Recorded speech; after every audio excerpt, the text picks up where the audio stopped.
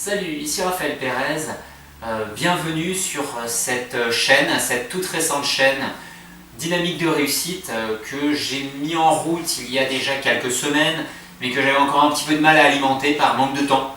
Au niveau de mon activité professionnelle, ça a été très chargé ces derniers temps, et c'est vrai que je n'ai pas pu l'alimenter comme je le souhaitais.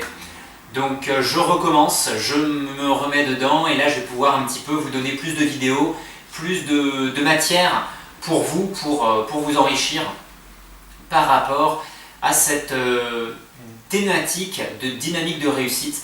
Je souhaite vous donner en fait des outils, vous transmettre des outils que j'ai pu acquérir, qui m'ont aidé, que j'ai pu acquérir auprès de personnes qui m'ont aidé justement, qui m'ont donné des conseils, que j'ai pu appliquer, des choses que j'ai pu recouper, que j'ai pu avoir par expérience, en recoupant des informations de différents maîtres, puisque j'appelle ça des maîtres, des personnes qui ont une grande maîtrise dans un sujet et qui sont capables de transmettre et de permettre à d'autres personnes de progresser.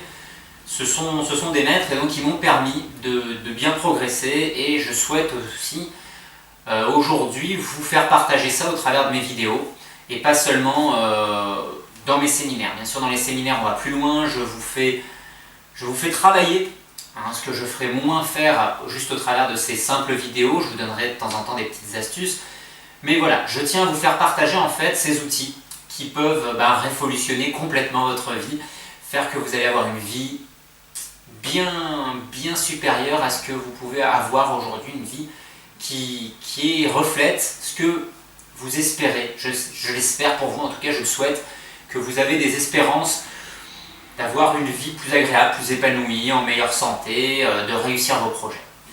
Donc aujourd'hui, pour rentrer dans le thème de cette vidéo, aujourd'hui je veux vous parler des objectifs, de la notion d'objectif. Et je vais rebondir là-dessus par rapport à une question qui revient souvent vers moi, c'est comment à ton âge, comment es-tu arrivé à ce que tu fais à ton âge? Parce que c'est pas commun. Souvent les personnes qu'on croise, que ce soit sur des conférences, que ce soit sur des séminaires, sont des gens qui ont plus de 40 ans, 45, 50 ans, et parfois même plus. Et c'est vrai que les personnes que je côtoie comme coach, comme consultant, d'une manière générale, ont 15, 20 ans de plus que moi. Quand je fais des conférences, d'ailleurs, ça m'amuse souvent parce qu'on me présente en me disant un petit jeune. Un petit jeune parce que voilà, moi je débarque. Alors quand on dit je débarque, ça fait quand même 6 ans, ça fait déjà 6 ans que je travaille comme consultant, que je fais de la consultation, que je fais du coaching, que je fais des séminaires. Donc j'en suis pas juste à mon premier essai, loin de là. Mais c'est vrai que ça surprend de me voir, on va dire, avec une certaine précocité. Alors cette précocité, elle n'est pas arrivée par hasard, elle est arrivée, comme je vous l'ai dit, parce que j'ai eu la chance de croiser la route de certaines personnes, de certains grands maîtres, mais surtout, je me suis mis à avancer grâce à mes objectifs. C'est-à-dire que j'ai fait du sport plus jeune, j'avais des objectifs d'un certain niveau, et j'ai pu réussir à peu près les objectifs que j'avais. On n'est pas toujours allé jusqu'au bout, pour diverses raisons, parce que j'ai mis des priorités ailleurs, comme on a toujours une notion de priorité, et c'est pour ça en fait que je veux vous parler de cette notion d'objectif par rapport à ces priorités. Les objectifs que nous avons dans la vie, c'est pas les bonnes résolutions. Avoir une bonne résolution et se dire, voilà, entre la poire et le fromage, lors du jour de l'an, du réveillon du jour de l'an, se dire, tiens, cette année je vais me mettre à faire du sport, tiens, cette année je vais essayer de perdre du poids, je vais manger mieux. Et puis en fait, vous apercevez que ces bonnes résolutions, elles vont durer une semaine, 15 jours. Ceux qui ont vraiment un peu de motivation, qui se sont inscrits à la salle de sport, qu'on les pense un peu dessous des fois, ils vont la faire tenir pendant un mois, et puis après en fait ça décroche. Ça décroche. Et en gros, 90-95% des gens, pour pas dire plus, mais au moins 90-95% des gens, finalement ne tiennent jamais leurs bonnes résolutions. C'est très simple, il y a plusieurs raisons à ça, mais une des raisons majeures, c'est leur objectif. Ces personnes-là n'ont pas un objectif qui est stimulant, n'ont pas un objectif suffisamment puissant pour leur donner la patate, pour leur donner l'envie tous les jours d'y aller. Qu'il fasse beau, qu'il fasse mauvais, qu'ils aient appris une mauvaise nouvelle, qu'ils aient un peu moins de morale pour une raison ou pour une autre, qu'ils se soient engueulés avec un proche, et donc qu'ils soient un peu affectés par ça. Ben, il y a des personnes, tous les jours, ils sont prêts à y aller, ils sont prêts à faire. Moi, si j'en suis où j'en suis aujourd'hui, c'est parce que tous les matins, tous les jours, quel que soit mon programme de la journée, je suis capable de faire pendant peut-être 20 minutes, une demi-heure, c'est peut-être un minimum, mais des choses qui vont me permettre d'avancer vers l'objectif, le gros objectif que j'ai, l'objectif qui me tire vers l'avant. Donc moi, pour vous partager un tout petit peu dans mes objectifs, il y avait le fait de pouvoir profiter de mes enfants. Ça faisait partie de mon objectif de vie. Aujourd'hui, j'ai une petite fille qui a 11 mois et je suis heureux de pouvoir profiter d'elle, de pouvoir m'occuper d'elle de temps en temps, certains jours par semaine, ou des demi-journées, de pouvoir être avec elle et m'en occuper. Rien qu'avec elle. C'est des moments privilégiés et j'ai énormément de chance de pouvoir le faire. Je suis très heureux. Dans mes objectifs, j'avais aussi le fait de pouvoir organiser à peu près mes journées. Il y a des moments où je peux le faire, d'autres moments où c'est plus compliqué par rapport à des impératifs, mais c'est beaucoup mieux que ce que c'était il y a plusieurs années. J'ai comme objectif d'avoir un endroit de vivre dans une belle maison avec un environnement agréable, avoir un beau terrain, avoir des arbres. Ça, c'est des choses qui se réalisent parce que ce sont des objectifs et que tous les jours, j'avance pour réaliser ces objectifs.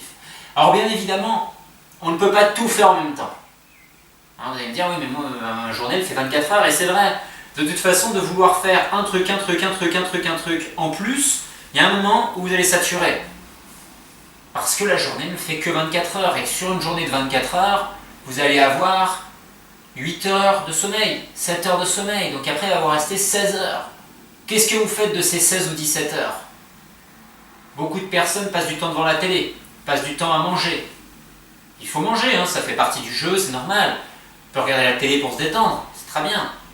Mais quand on passe 4 heures devant la télé, 4 heures entre la bouffe, faire les courses, manger, préparer à manger, etc. Vous voyez le temps perdu déjà? Alors, là je ne suis pas en train de parler d'organisation, mais d'objectif.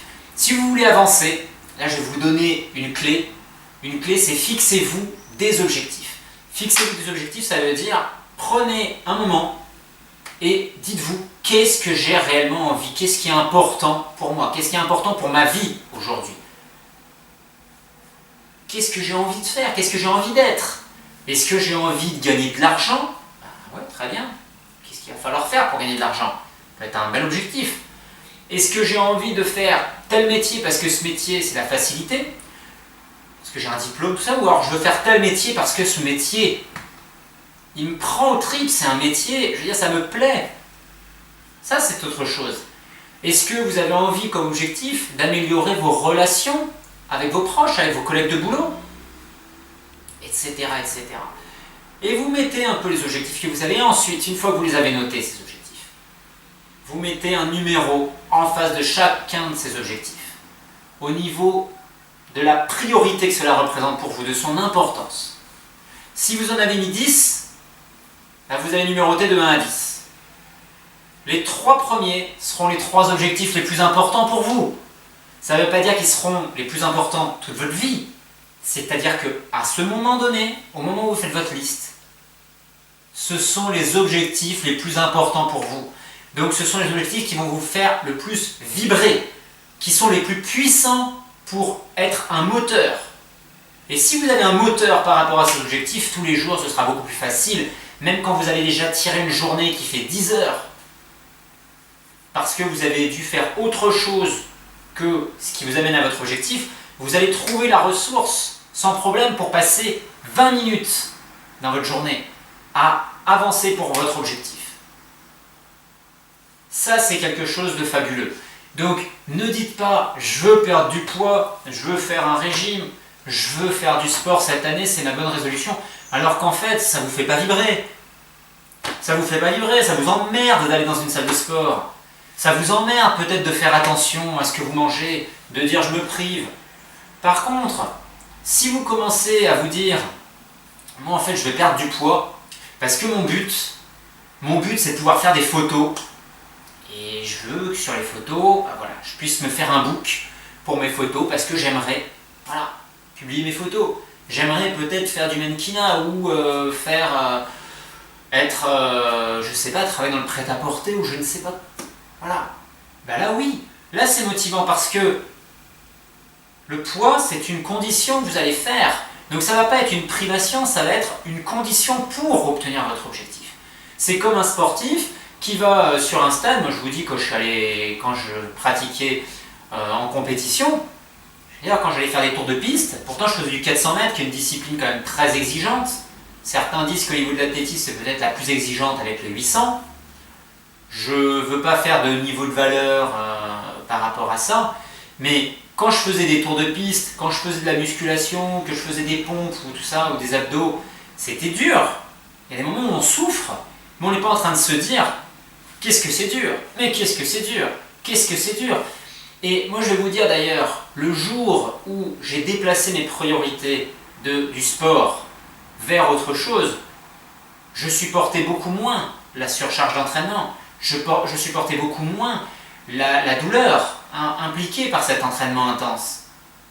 Parce que pour moi ce n'était plus une condition de réussite. Le sport aujourd'hui pour moi c'est un plaisir, c'est un loisir, c'est une détente. À une époque c'était la compétition. Quand on est dans cette démarche compétition, on a une implication qui n'est pas la même. Ça, c'est parce que c'était un objectif pour moi prioritaire. Ça ne l'est plus aujourd'hui. Aujourd'hui, je fais autre chose qui est important pour moi, pour ma vie. Donc, la hiérarchie de vos objectifs va changer. Elle change au fur et à mesure des mois, des années, en fonction de ce que vous avez réalisé. Mais toujours est-il qu'il faut que vous cibliez vos objectifs forts, ceux qui vous font vibrer, pour avancer. Et si vous n'avez pas d'objectif aujourd'hui, parce que certaines personnes ne savent pas ce qu'elles veulent faire, eh bien faites le point. Prenez le temps. Si vous devez passer 2 heures dessus, eh bien passez 2 heures au lieu d'allumer la télé, de regarder une connerie. Ça ne veut pas dire qu'il n'y a pas des choses intéressantes à la télé, des choses inspirantes. Mais trouvez ce qui vous fait vibrer. Si vous avez ce qui vous fait vibrer et ce que vous voulez faire dans les mois qui viennent, que vous êtes capable de vous imaginer dans les mois qui viennent, grâce à l'objectif que vous voulez atteindre, vous allez gagner. C'est-à-dire que là, c'est suffisamment fort déjà pour vous impliquer. Je vous remercie de suivre cette chaîne. Nous arrivons à la fin de cette petite vidéo. Vidéo déjà qui a duré presque un quart d'heure. Et je vous retrouve très très prochainement. N'hésitez pas bien sûr à vous abonner, à partager ces vidéos pour vous, pour les autres, parce que ces vidéos, le but de ces vidéos c'est de transmettre, c'est d'aider les gens qui ont envie de se prendre en charge, qui ont envie de se prendre en main. Et je le fais avec un grand plaisir. Vous me le rendez également, vous me rendez beaucoup quand vous mettez des commentaires. Donc n'hésitez pas à mettre des choses et vous pouvez d'ailleurs, peut-être par implication, mettre simplement quel est votre prochain objectif. Sur quoi allez-vous réellement plancher? Qu'est-ce qui vous fait vibrer pour vous impliquer dans les mois, les années à venir?